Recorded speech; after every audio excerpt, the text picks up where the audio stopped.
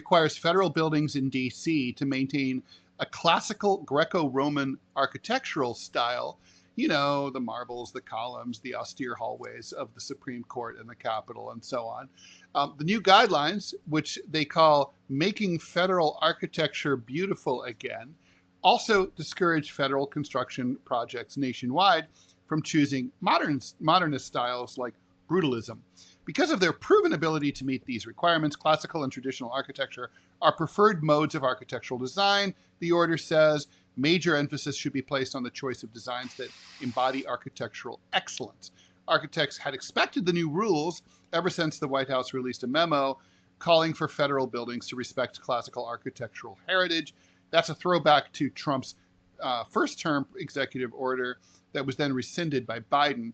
Architecture should be of its moment, says Liz Waitkus, executive director of Docomomo US, a nonprofit dedicated to 20th century architecture.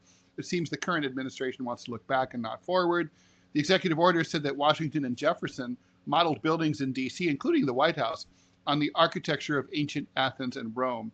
By the way, the White House is actually modeled on a French manor house, which is still around, and it looks, except it's not white, it's like a sort of gray, but it's kind of weird and wild if you ever look it up online.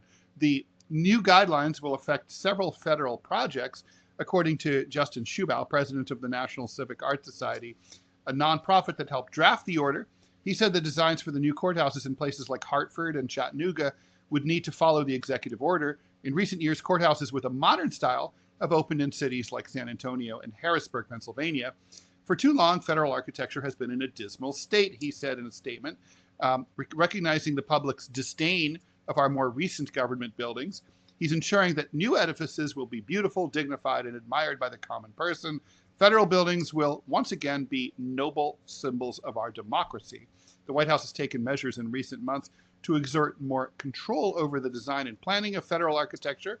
It has eyed plans for the redevelopment of Southwest Washington, where several buildings are under consideration for disposal, meaning they could be torn down and replaced. These include the James V. Forrestal building, which is where the Department of Energy is, and the James L. Whitten building, where the Department of Agriculture is.